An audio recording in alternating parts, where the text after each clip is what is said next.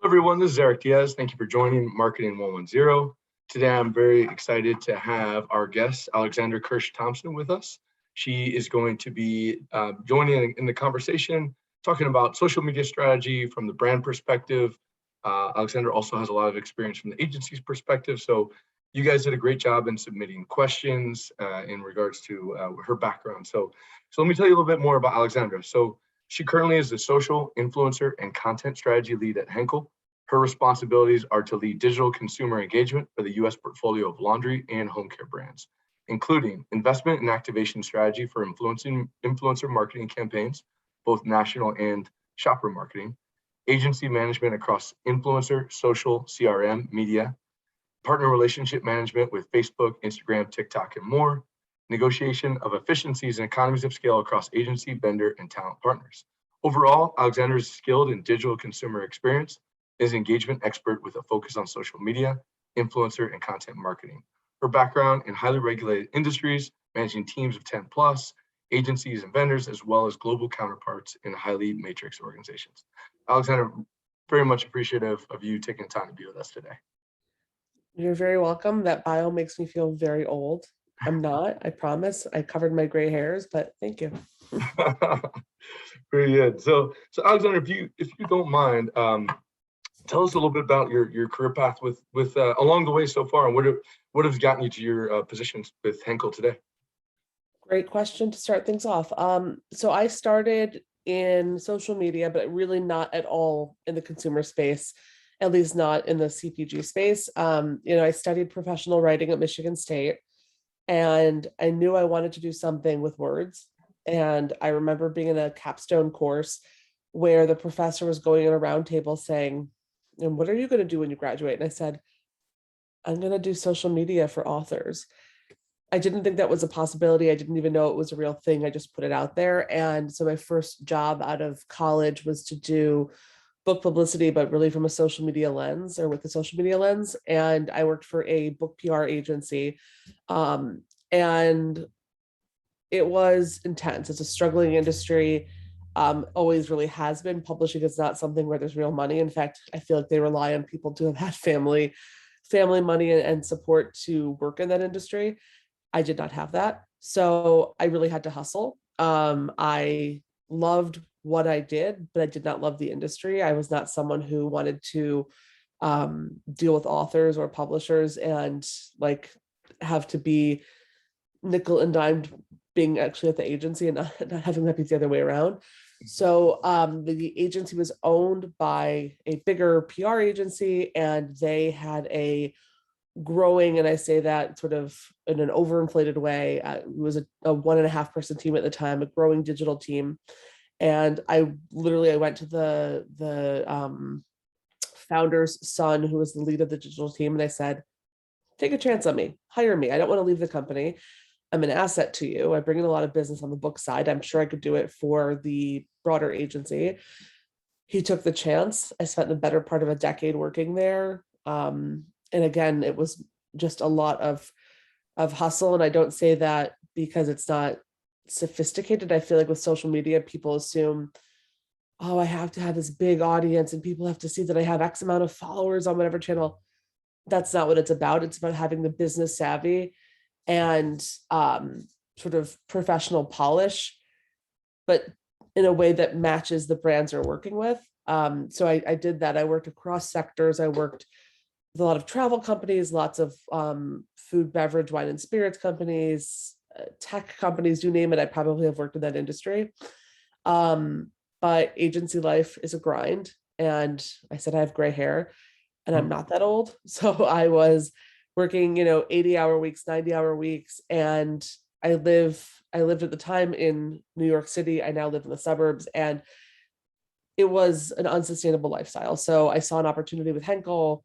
And I think when you're in agency life, if you've decided that it's not really your thing, you have plenty of options, but one natural one is to go, if you're agency side, then an option is to go client side. And while Henkel was not a client of mine, I saw an opportunity. I knew that it wasn't the knife company, which has a C in the name for Henkel's.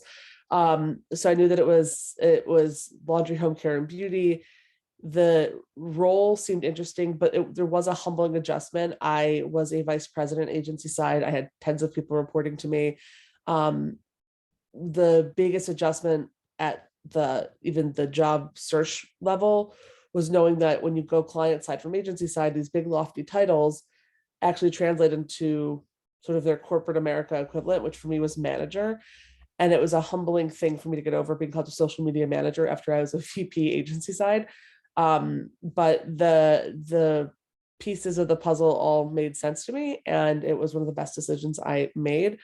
And I would say the biggest myth that I dispelled myself, or just debunked myself, was that corporate America actually does enable a lot of creativity and flexibility. There's a lot of stigma against it as being very 9 to 5, and it's still as much of a grind as agency life was, with a maybe better work-life balance. But I'm still very much able to have an entrepreneurial spirit, do different things, and that's me in a nutshell. That's great. That's great. What do you think? I guess as far as like working for a brand, I know maybe not everybody knows Henkel as well, as far as being like the I guess the umbrella over all the brands. But what do you feel as far as working for brands that people might have in their own home or things like that, or having kind of like being a known products that people are familiar with? Has that been an advantage to you, I guess, in any way? I think for anyone who is going to work for a product or service that has an audience of one or an audience of 1 million, it's cool because there's someone you can connect to, and there's someone who you can speak to. And when you're doing your research of how this brand or persona or company should talk, you're doing it based on that sort of research of, how does my audience talk? How are they searching? I think with Henkel, it was a learning curve for me. I always actually said, and this is like a weird realization, I always said that I wanted to work for like a detergent brand. That was actually something that I would joke saying to my friends when I was agency side, well, I just wish I could work for something that was a household product like detergent. And they would think, and even I, when I first came to the company, thought, oh my God, now what am I going to do with this? Like, it's laundry detergent. But there are so many opportunities because, again, there's an audience for it. One of my clients' agency side was the world's largest engineering organization in the world, the largest organization. You go to a conference like CES or Mobile World Congress that is very much in that industry, and if you say you're with the IEEE, it's like you're royalty. So when I was put on that account, I was depressed is dramatic, but I was like depressed with a lowercase d. I was not thrilled about working on this business. And I remember saying that to my boss, just saying like, I can't believe you're doing this to me. I've been with the company. I've tenure. Why am I working on this account? And it ended up being one of the best experiences I've had in my career. And I would say it's because, sure, to the everyday person, they don't know who IEEE is or what IEEE is. But I'm an everyday person, and I now appreciate that the Wi-Fi that we all use operates on standards that IEEE created. And in the engineering community, and engineers make everything, I was royalty. It was a great ego boost. But when it comes to the CPG space, I think there's also a competitive drive that is sort of exciting, because you walk down, I do my weekly Target runs in the suburbs, and you walk down any given aisle and you see your brand and its competitors, and you're able to sort of take stock and watch other people interact. And that's a very exciting thing, especially as someone who's part of the marketing team for any set brand. It's nice to see how people are really interacting with your product, in the wild.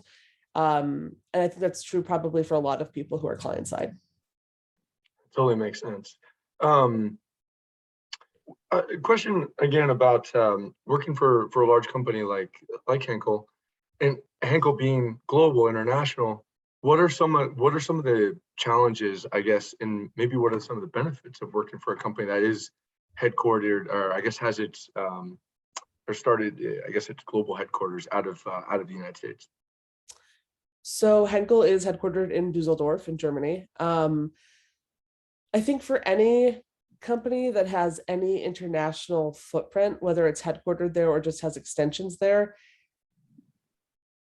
it's a learning experience. There's definitely cultural norms, gestures, and expectations that are different in the US than they are in Germany.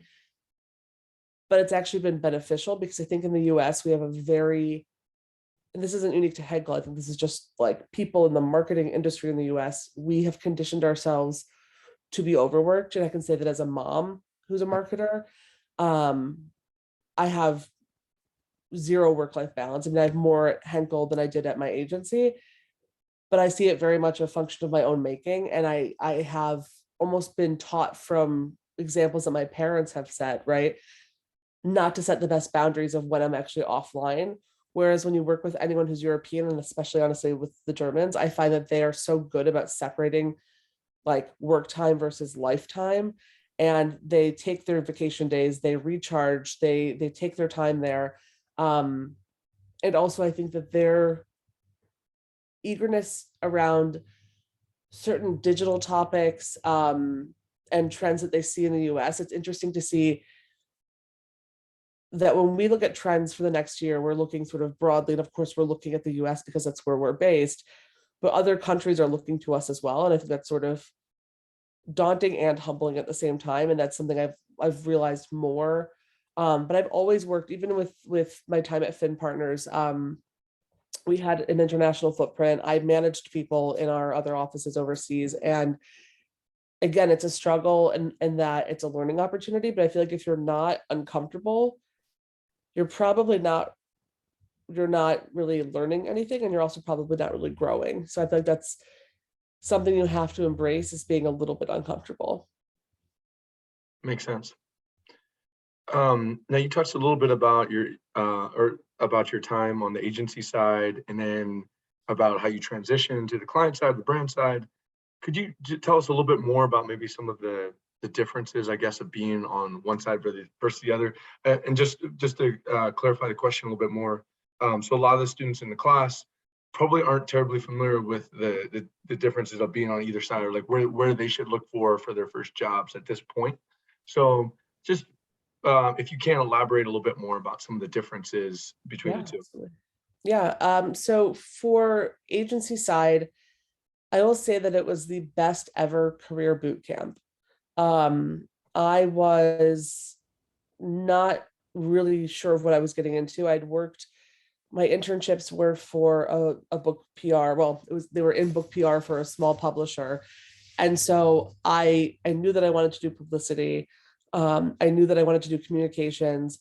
I just didn't really know what that meant. And so when I landed at this first agency, there was no rubric for my job. And I think that's true even for the most established of roles within an agency or within even client side. There's no defined thing that says, okay, come here at 8 a.m., answer phone. Like there's never going to be that. And for agency life, I think that's especially true. You're managing multiple clients. It could be across industries. It could be that you're working for an agency that specializes in a single industry. I would say agency life, you will always feel that time is money. I would be more stressed out about putting in my hours at the end of every day or week than I was about an angry client, because that was manageable. My whole job was to communicate with people. So client management was much easier for me, even if there was an epic crisis, than dealing with the hours of, okay, well, does this fall under admin time when I was doing this for a client, or is this actually billable to their business? Am I going to get yelled at by accounting because I overserviced a client by 5%, and that 5% equals X amount of thousands of dollars? So there's a lot more admin and bookkeeping, which is kind of cool about agency life in a way, because you get a better sense of managing the business. I came up in the agency world really quickly because of the nature of the businesses I worked on. In the book PR division, my boss left when I'd been there for maybe 9 months, and I suddenly became a manager at like 21 years old, and people who were my colleagues became my direct reports. And that was a very intense thing to experience at such an early stage of my career, but it was definitely formative. And it also helped me think again more entrepreneurially. So there wasn't a set rubric for my job, but there also was not a set rubric in what I could offer to my clients. So what started as something very, very humble, it was actually like the original influencer space before it became what it is now. Getting a blogger to cover your book or your product or whatever. What started there became working on social media strategy projects, working on competitive research projects, and really putting together different services based on what I thought would be useful if I was working for that brand or that company internally, versus client side is how I describe my experience currently at Henkel, where the brands won't change. We might create a new one or extend a certain product line to include a new type of that product, but there's not the same sort of chaos around searching for business. It's more about the business of keeping the customer happy and the consumer happy, the customer being where we sell the product, the consumer being who's buying the product. So that's the big difference. When I was agency side, I always wanted to have a seat at the table. I always wanted to be able to be in a client meeting that had the client's legal people, that had the client's research people, so that we could really have an informed discussion. You don't always get the benefit of that agency side. I did for some of my larger clients, where they were in, I think, Eric, you mentioned this in my bio, in truly matrixed or super regulated industries where you couldn't cough without legal needing to be involved. So especially like wine and spirits is a great example. Everything needs to go through legal. We went through all these legal trainings, and that knowledge was actually super transferable to working client side, where no matter the industry, it's true, legal has to review what's going out, or R&D has to be able to be comfortable with a claim that you're going to make. And that is just part of business. And I think it's a part of social media and influencer that people don't understand exists. I think they think that it's about writing fun, pithy copy and seeing who retweets or who likes it or who catches on to a trend on TikTok. And it's just not that. That's the fun part. But the business part is probably, whether you're client side or agency side, it's probably still about 75% of the role is more of the business side of it than the creative. Perfect. So I want to segue into some of the student questions, and Dee and Hillary, I'm going to allow you guys a chance in just a moment. I'm going to start off with a question from Megan, and her question's in regards to, and Alexandra, I think this will be kind of more of like kind of painting the picture of what social media looks like within a brand, within a company such as Henkel. But basically her question is, in your experience with large corporations, is there usually a team managing social media and content, or can it be just one person? Totally depends on the company. I will tell you that it ranges, but where it's one person, there's always a support team. I do believe, and I've always felt this way, that you are going to be your most marketable to an organization, whether that's an agency or an organization like a company like Henkel. You are going to be the most valuable when you can speak multiple languages. And I don't mean that literally between English and Spanish, so that is a huge asset. It is also something where I feel the need to know entry-level HTML and CSS. I need to know how to use the back ends of a million different systems. Like I need to know probably at least 5 CMS interfaces before feeling like I can actually compete. Same with social media management tools. If I only know one and I'm looking at a job description that lists one that I don't know, I tend to feel confident that I can pick it up, but at the end of the day, I don't know it, and that's not great. So I, even for fun, like to just keep it on top of what's out there. Same with influencer, knowing what constitutes someone who's of quality right now is different than it was, 2 years ago, let alone 10 years ago. So when you are working for a big corporation, you can have that support team. You could have multiple people. I tend to work a lot with agencies, but you can have multiple people working with you or for you. And at the end of the day, if you still don't know, you're in a position of weakness or vulnerability. You should always be in the know enough to be dangerous, to be able to really discuss something and support something that if your senior leadership comes to you and says, well, what is Twitter or TikTok? What's that about? I know Trump didn't like it. Well, great. You have to be able to say the why behind it, the potential for the business. You also have to feel comfortable when people like legal or again R&D, other cross functionals who are maybe not leadership but who are sort of the governing bodies of your company, right? When they ask questions about a piece of content and how it looks on a public facing view and what that implication is against the product itself and how people will perceive it, you have to be able to answer those questions. And so what social media looks like is different, or what it is as a practice is different company to company.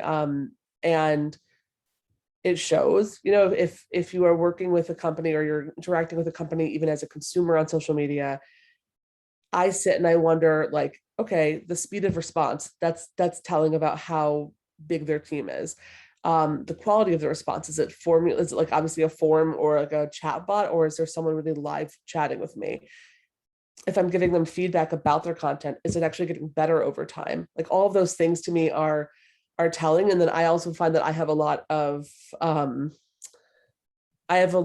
compassion for the people who are behind the screen coming up with the content and managing the customer service on social media, because that very well could be a team of one. And if something goes wrong, you can bet a lot of money in the fact that their leadership may throw them under the bus, which I'm so grateful that that's never happened to me. I'm also a control freak, so I can tell you that when I was agency side, first of all, I believe a good leader takes accountability and sort of saves their team and deals with that separately and sort of behind closed doors. But at the end of the day, there is a lot of sort of business maturity that I find can be absent when you start to talk about social media and these more digital channels of communication, where it feels easy to throw someone under the bus, but then internally you have to look back and say, social media isn't just this fun, immediate thing where you get instant gratification or you can give that to the consumers. There are processes behind it. So even if you're a team of one, the responsibility of the fingers should not be pointed at you. There's a bigger, accountability exchange that's happening. And I think that's also something people don't realize, that yes, your brand may have a social media manager or team, but that team very rarely actually has say in the brand's equity. So there's usually an entirely separate brand management team. There might also be teams that are dedicated to other elements of that product's future, or on top of that, again, legal having to be involved. So even if your team is truly one, no agencies, you are not the only stakeholder in social. And that's a really important thing to keep in mind, that again, when you're looking at how to craft a strategy or how to build even a single asset, it's not just about the end viewer who is the consumer, but it's about getting it through the approval process and getting the buy-in from the brand team or whoever the stakeholders are. Excellent. And then Alexandra, just so we can visualize some of the brands that you're working with, do you mind just naming a few? Sure. Yeah. Absolutely. So I work and I lead content and social for all of our laundry and home care brands, but you'd probably recognize brands like Soft Scrub. I know that I grew up with it in my household. My mother, it's like she just is stocking up on it like a crazy hoarder. I have so much of it at my parents' house. We also make, and I work on Purex, all laundry detergent, probably better known for their all free clear line. Henkel also makes Dial soap, Schwarzkopf hair color, and Got to Be is one of their product lines as well. I also work on Combat, which is, when you think of things that are not so sexy, killing bugs, maybe not so sexy, but it's actually a kind of cool space. So Combat, they produce ant and roach killing products. And then also Renews It air fresheners, and Snuggle fabric softener. How could I forget? So yeah. Some fun ones there. Very nice. I love it. People would tell you, again, laundry is not a fun space, and that's just not true. The consumer product like sector as a whole, if there's a consumer for it, there's a creative campaign for it. What creative is and what the campaign is, it's all relative. So that's great. And then Dee, I wanted to allow you the chance to ask some of the questions that you sent in. Hi. So I want to ask you, so what are the tools that must be mastered to create the right content or the right strategy? The tools that must be mastered. Yeah. I think at the base of content strategy, I think the clues is in the category, right? I think being able to write, or to at least, if the piece of content is not a written piece, you still have to be able to describe it in words. So I think if you are able to write well or communicate well, that's essential. It seems sort of corny, but it is truly the foundation of everything I do. I really believe also, again, you have to truly understand the consumer. And that doesn't come just from anecdotal research. So just doing some random searches on free tools on social media, you really have to understand and, again, connect and collaborate with those cross-functionals. So if you have an insights team, if you have people who have conducted market research, if you have any sort of testing that the brands have done to understand, okay, where did we not do well? Where did we do well? What are opportunities? Understanding a product's key benefits and thinking about how that can come to life, understanding the competition. It's hard to say a single set of tools because, again, content is all relative. And that's something I've confronted a lot over my career, because there was a time when it was just a picture and some text, and now it's so much more than that. And even when you think about the ways you can work with an influencer, right, it can be super organic and sort of rough cut, where it's their interpretation, their final deliverable, and we've given them the brief, but then we wash our hands of it. Or there's something more involved where you're working with someone who is a creator and you're looking to tell a story, and you work with them on crafting that story. So it really does depend, but I think you really have to have a strong understanding of your brand. It's probably the next thing after the skill set that you have around writing and communication. I think you have to have a really strong understanding of your brand and your brand's equity, how your brand can come to life in a creative space, what you can or cannot do. I had some clients agency side where I so badly wanted to do like hand-drawn illustration of their logo, but based on their equity, I would have been fired the next day. So I knew that I couldn't do it. I knew I could not take that creative liberty. And so I had to get, forgive the overuse of the word, creative. So that's also part of it. That then establishes sort of the guardrails for you. I think it's also important, again, with the cross-functionals, to know not just how you can visually express the brand, but what you can or cannot say. Again, confronting the business side of the creative world is incredibly important. And I do consider marketing to be sort of a foot in each space of creative and sort of business, for lack of a better phrase, where there still are budgets you're managing. There's still, guardrails and real people that you have to make sure you're sort of following the rules for to be successful. And so confronting that and really getting familiar and comfortable with the briefing process is also really important. I've noticed throughout my career, the Alexandra who went to school and was a consummate procrastinator, who would wait till the morning a research paper was due to crack open the book to write it because she knew she'd get a 4 point because she's a writer, I would be living on the streets if that were me today. There's no way you can do that, especially because I spent the majority of my career agency side, where, again, time is money. You have to be accountable and you have to be organized. And that's one of those things that I think is foundational for any type of business you go into, but especially for marketing. It's sort of like creating a recipe. Like you have to look at or like baking a recipe, you have to look at all the instructions and ingredients, everything at once. And it's the same for coming up with creative. You have a brief that's laying it all out there for you. And just like you guys are asking questions today, you ask questions of yourself, of the designers, of the brand team.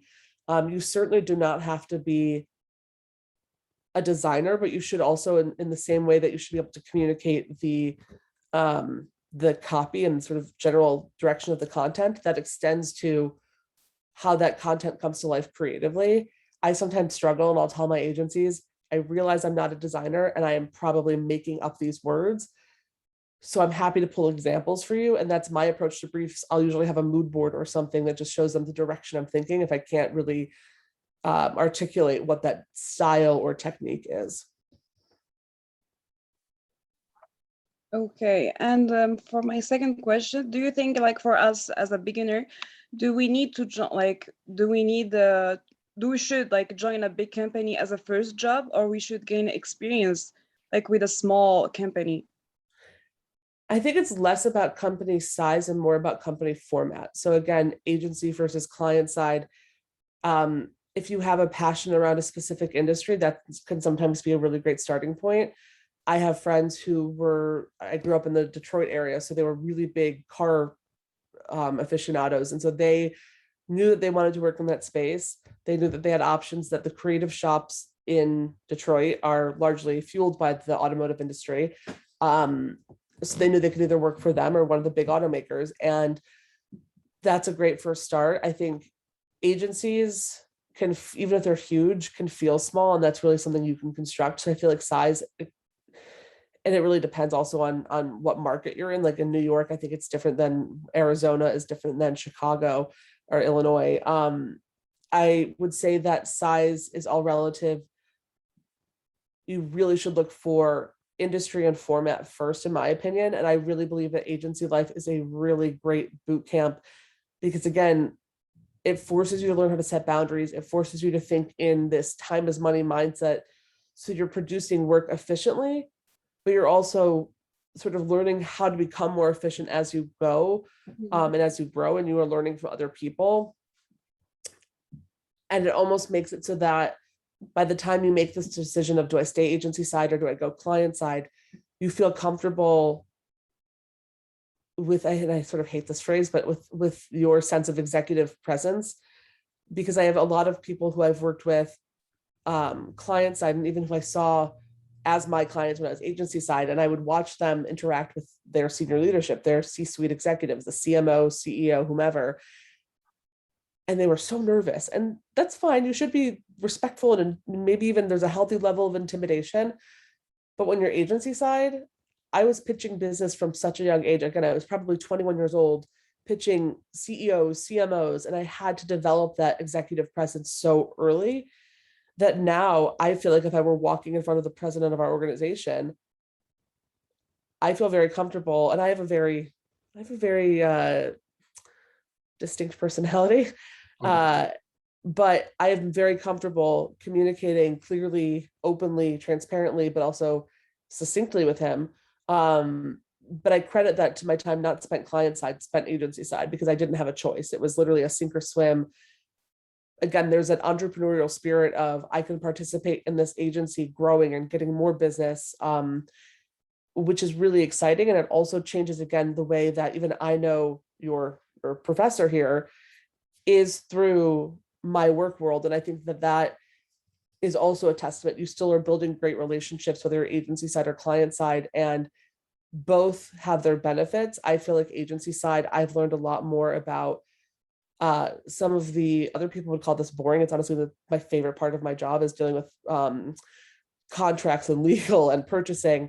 But I learned it best being agency side and having to write that stuff probably in the worst way possible, not having in-house counsel. I had to figure it out myself, and I'm not an attorney. I don't want to be an attorney. And that was really helpful.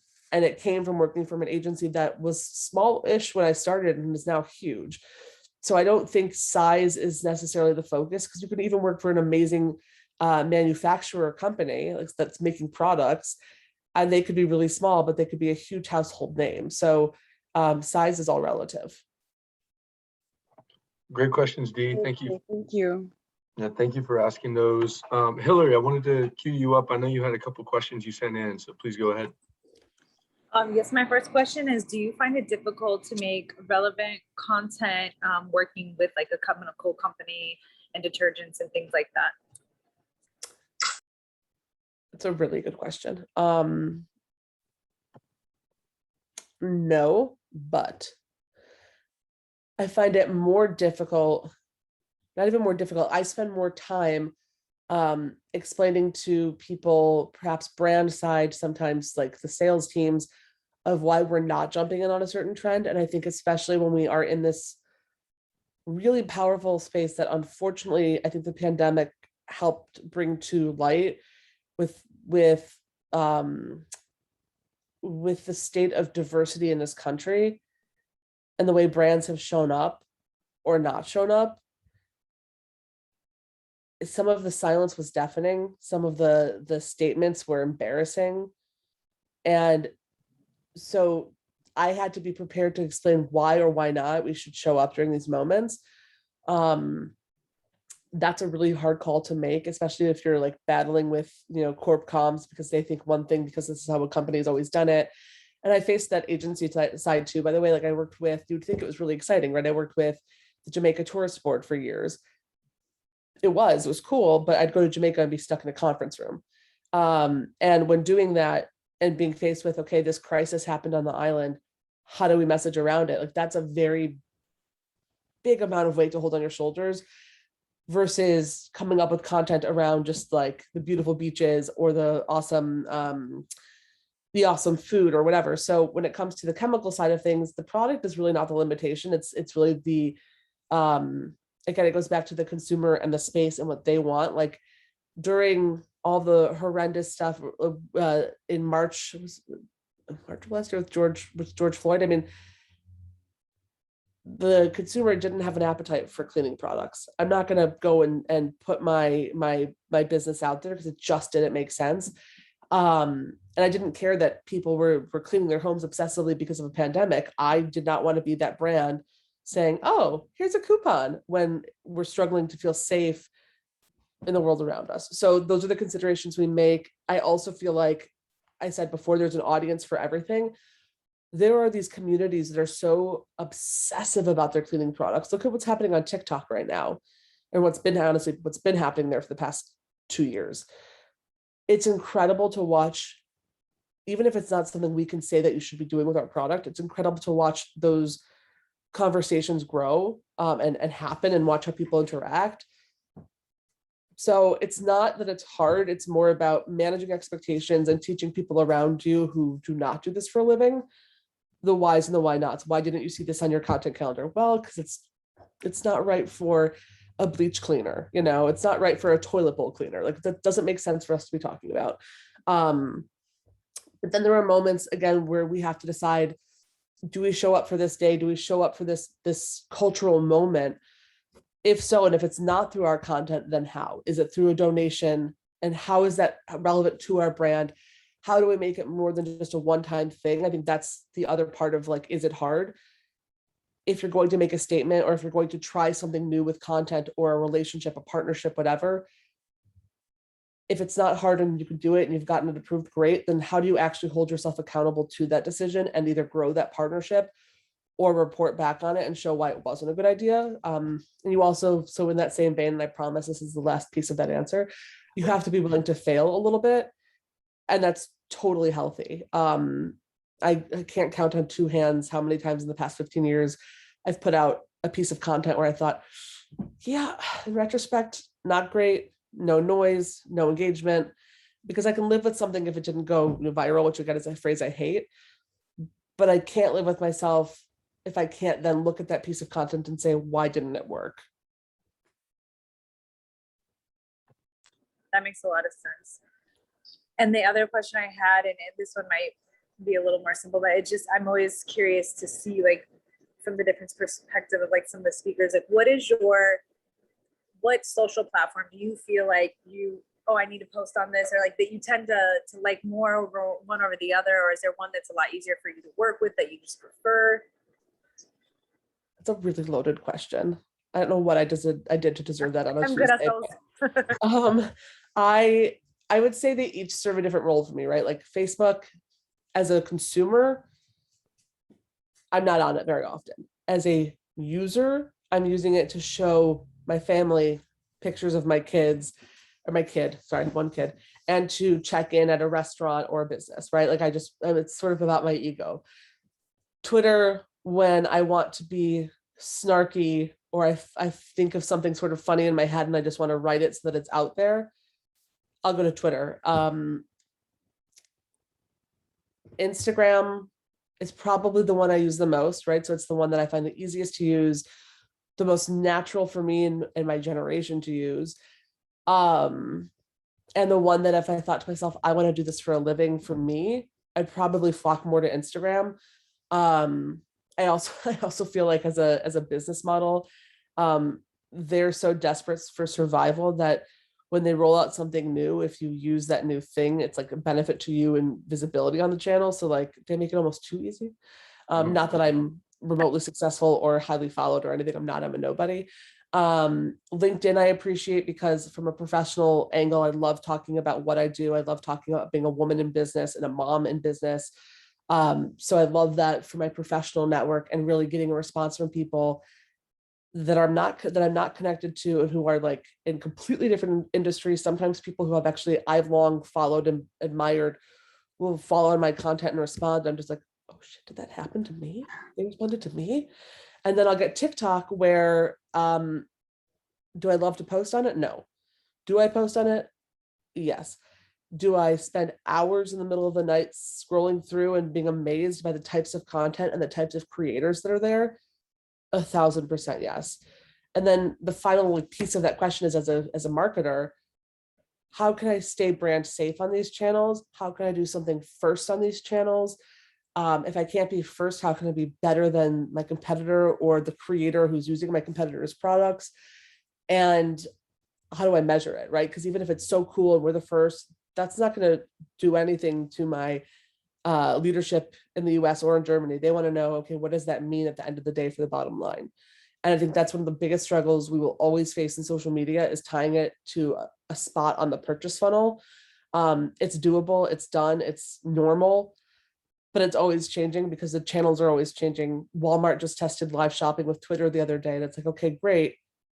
How does that affect a manufacturer or a product, not just a retailer? So all of those also become considerations that we have to take. Thank you.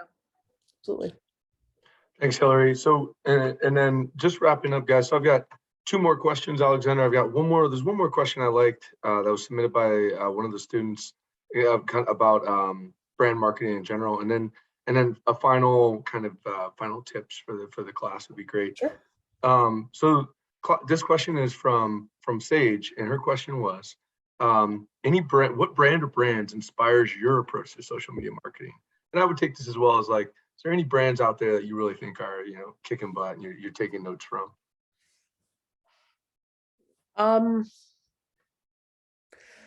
I follow a ton of brands, right? And I am someone, so I don't have a single brand answer except to say that like I long throughout this conscious notion of like, I need to have fewer people that I'm following to people who are following me. I need that ratio to look like I'm the somebody. I don't care anymore. I am a marketer. I want to know what's out there. And I would say my advice there is how I would answer it, right? My advice is find brands that you love, follow brands that are doing interesting things. It doesn't matter the industry. Again, you could be working in fine jewelry for Tiffany & Co. and you could follow, I don't know, Cedar Mops because they're doing something really cool with influencers, which they do actually have great stuff going on with influencers. But, it could be completely apples and oranges or even apples and pineapple, and it could still be super interesting for you creatively. Pay attention to not just other brands, look at creators, look at search trends. Like don't just look at your channel. If it's a digital space, go beyond the channel, see what people are saying, and follow without your ego, which is like super hard. I think when you are being judged, right? Someone is going to go look for you on LinkedIn or on Twitter or on Instagram and see who you are before they bring you in for an interview or even ultimately hire you.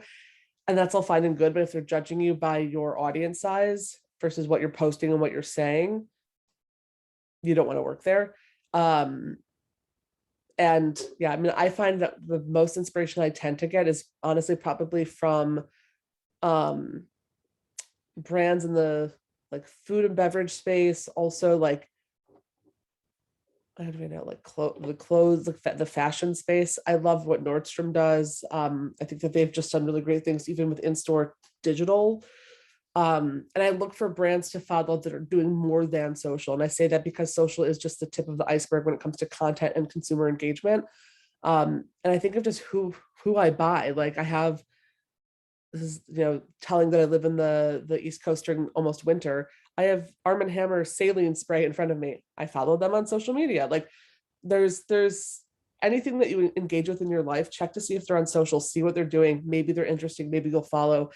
If you don't follow, save everything. I have whole folders on my Instagram of just saved content that was like, I spent more than 30 seconds on this. Why did I do that? I save it. I come back to it in meetings all the time.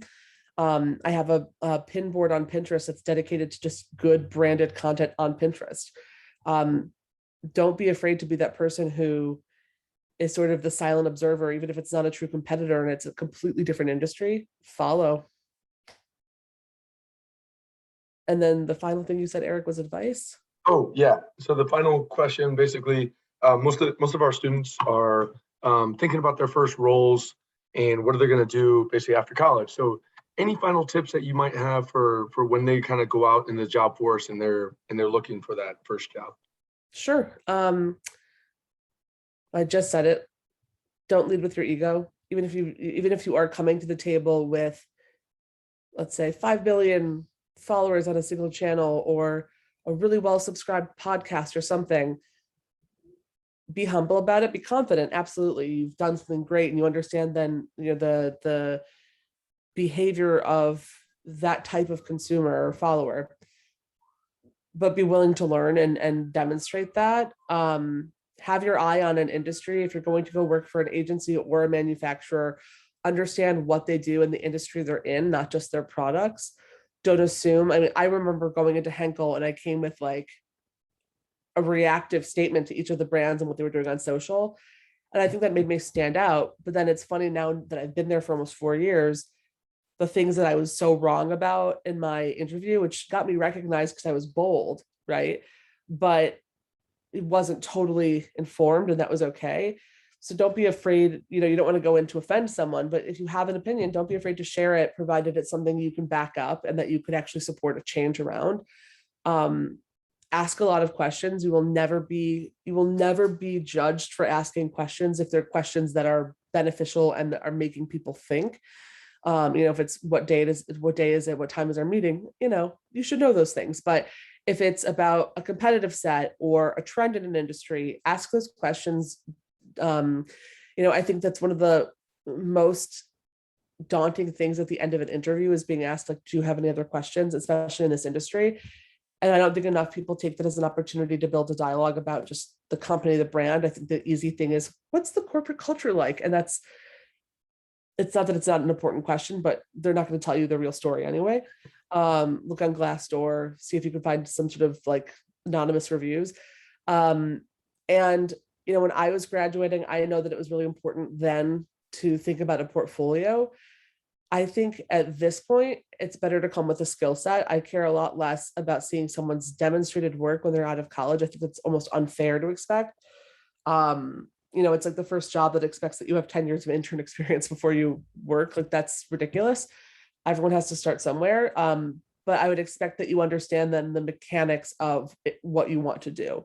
So if you were coming into a role in social media or influencer marketing, I would expect you to know about the FTC regulations. I would expect you to know about the different types of content and how to evaluate an influencer, those sorts of things, which you might not learn, one-to-one in school, but as a consumer and as someone who's interested in a career in this space, you should have a general idea of that. And I think that's it.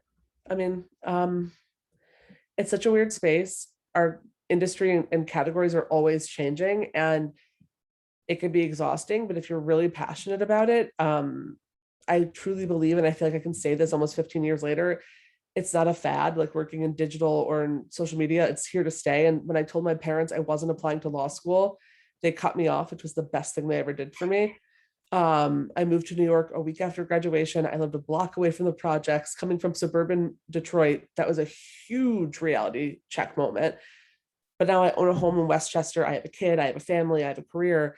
And that came through persistence. It came through proving myself to myself. And not being afraid to ask a question, not being afraid to fail.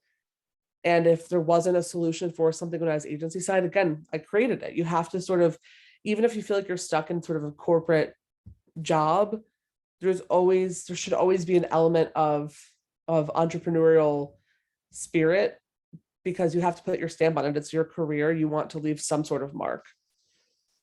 That's great, great guidance. Alexandra, thank you for those final tips, and thank you overall for all of this, because I think it's great insights coming from in such a great career you've had to share with the agency side, the brand side, the client side. So thank you for all of your time today. And if the students do want to reach out to you, is it okay if I allow them to connect with you on LinkedIn or? Yeah, absolutely. Any questions? Please, I love talking about what I do. I love giving advice to people who are trying to do something similar. Don't hesitate to reach out. Very good. All right. Thank you guys. Thank you all for joining. Have a great week. Thank you so much. Bye. Bye.